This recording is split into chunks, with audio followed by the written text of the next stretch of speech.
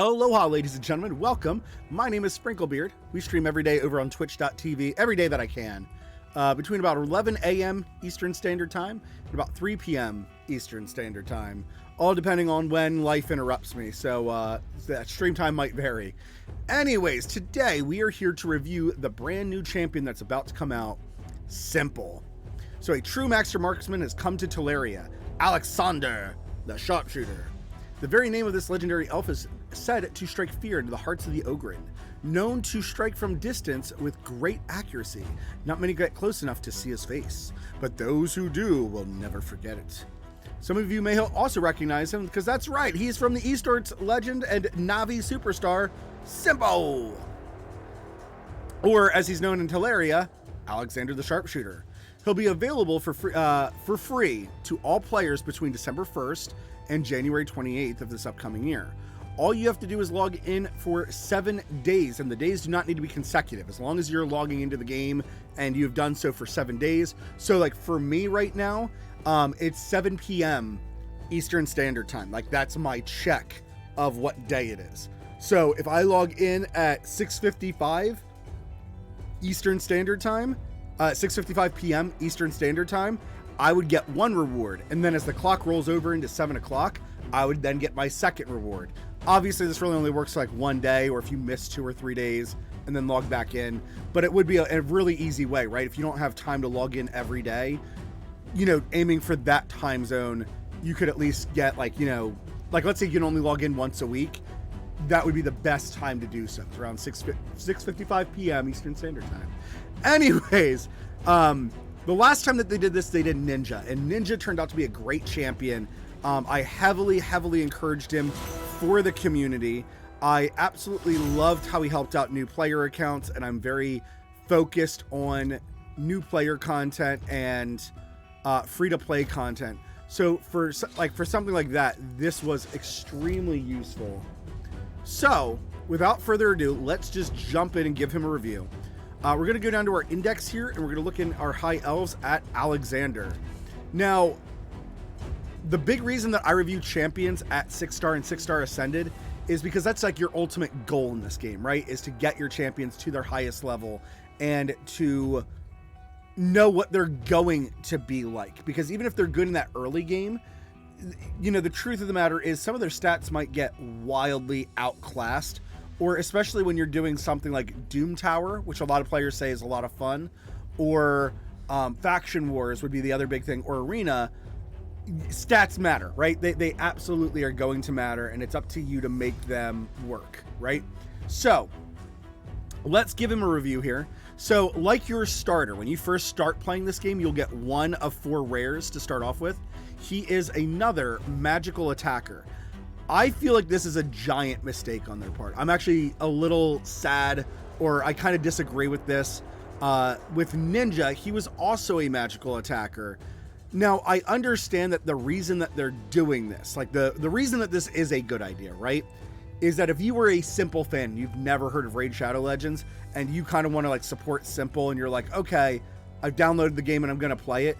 The reason that they do a magic attacker to start off with is because eventually when you get to 12-3 in the campaign, it is the best and most consistent farming level.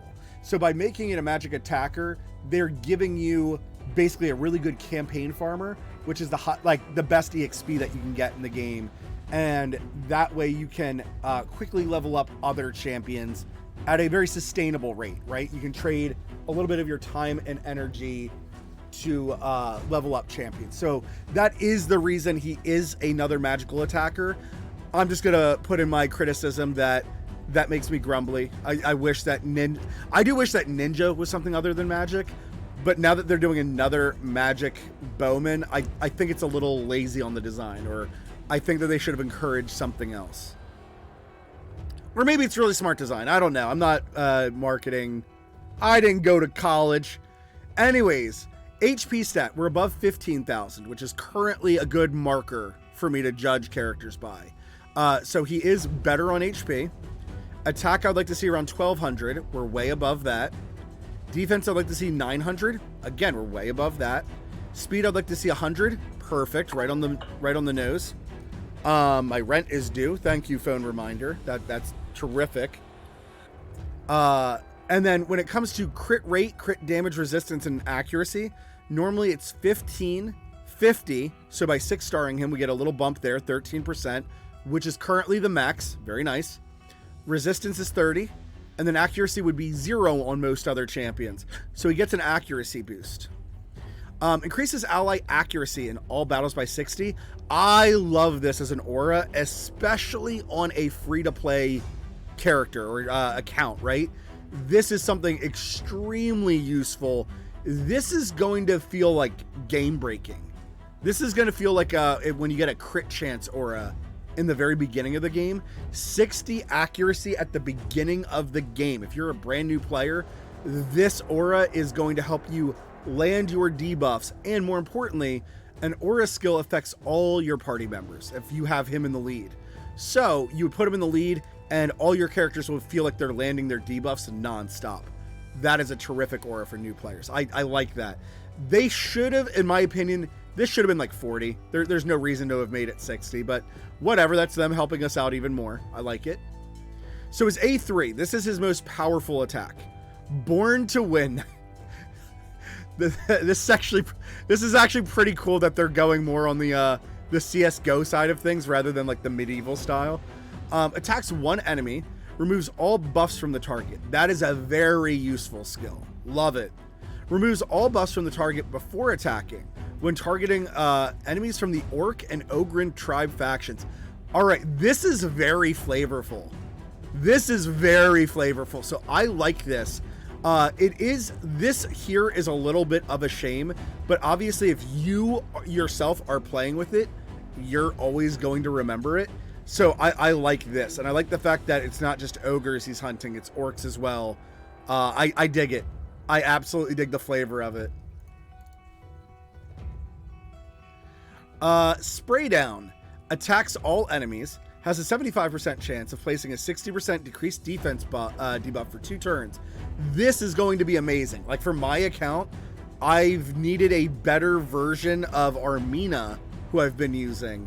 So this skill is going to, like, he's absolutely going to replace Armina. Also has a 75% chance of placing a weakened debuff against enemies from the Orc and Ogryn tribe factions for 2 turns. So that's pretty cool. It's so unfortunate how overly specific he is. I hope. So ogres and orcs in this game, they're not necessarily like super tough or anything. This is just very flavorful, which I like. It's a shame how overly specific this is.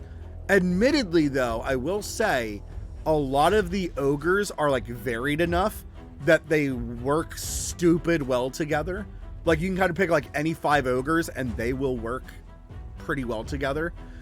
So this flavor makes sense. I like it. Still a very good skill. Like still not a skill I'm going to ignore.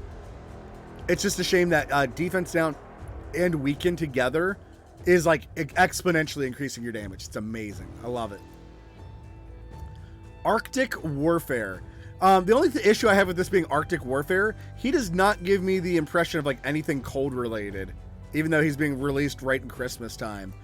So that's a little strange. Hopefully S1imple's like super well known for ice and such.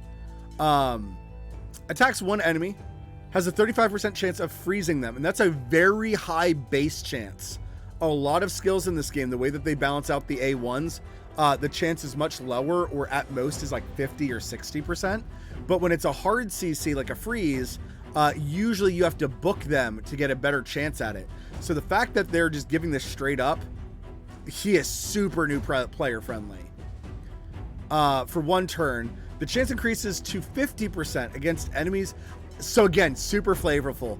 I like this a lot. I'm not really into high elves. Him and Ninja, I'm not the most like impressed. Like this design, right? The bodysuit, the armor, the bows and arrows. It's not bad. I don't really get the arrows on the hip here. I feel like that would be. I feel like that'd be a real terrible decision, to be honest. Huh, that's real curious. I'll have to look into that. But yeah, I like him a lot. He will be absolutely terrifying on brand new accounts. So if you're a brand new account, absolutely worth getting.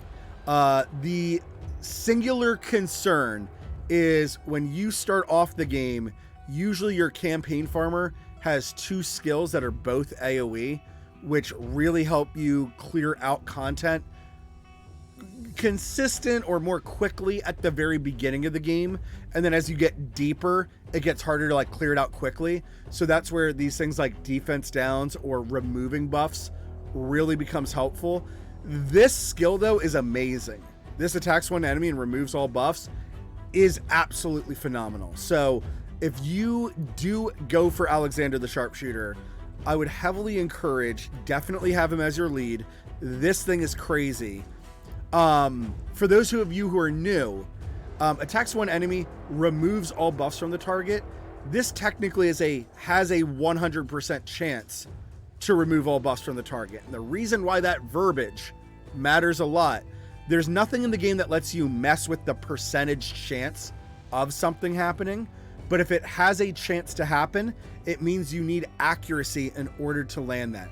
Otherwise, your opponent, if they have enough resistance, they can resist it.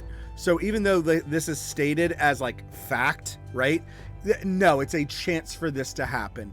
Because even when you have skills like this, so it has a 75% chance, or eventually 100% chance when you fully book them up, you don't really have a 100% chance of it happening, because 100% of the time means it absolutely happens every single time. Right now, right, it would be like, well, it'll happen as long as they don't resist it. So that is something to consider. This kit is amazing.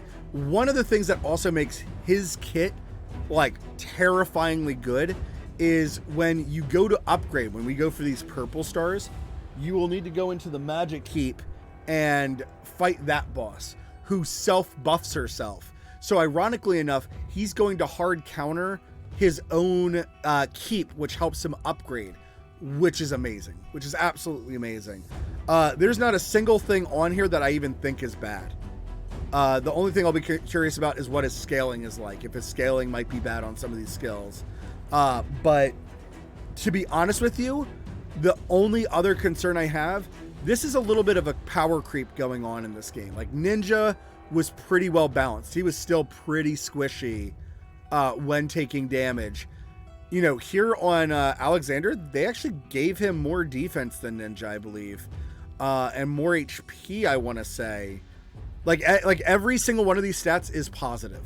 Not a single one of these stats is negative, or like, ooh, you got to be careful about this, or oh, you're gonna have to struggle to get his speed up. So Plarium's doing a much better job with champion design. This is a very good kind of cohesive kit. Very good anti-ogres. A lot of ogres do buff each other, so the removal of targets is very, very good. But yeah, overall, there's nothing about this kit I don't like. He's even a little bit lower on books compared to Ninja. Or maybe they moved one book from his A3 to his A2. It might just be that, because I think Ninja was only 12 books. But yeah, what a cool champion. What do you guys think of him? I'm not really big on the first-person shooter scene, so I'm surprised that they've been going after characters like Ninja and Sharpshooter and S1imple. I do think that's a little strange for a strategy game, but whatever, right? Every games have their own strategies, and they're doing a good job on these champions, so I don't mind. I don't mind at all. I wasn't a big Ninja fan, and everybody who's like playing the game who didn't like Ninja, they're like, is Ninja really worth it? Oh, yes. Yes, Ninja was worth it. Alexander is also going to pair super well with Ninja.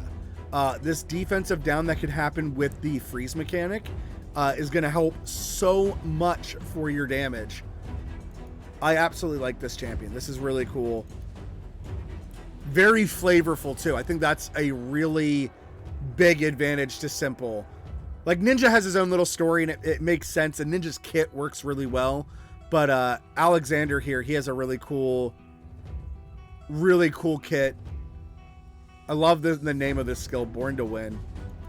All right, so guys, tell me what you think of Alexander either down in the comment section down below. Make sure to hit that like or subscribe button. If you want to learn more about the game, I do tons of tutorials, new player, free-to-play strategy stuff going on.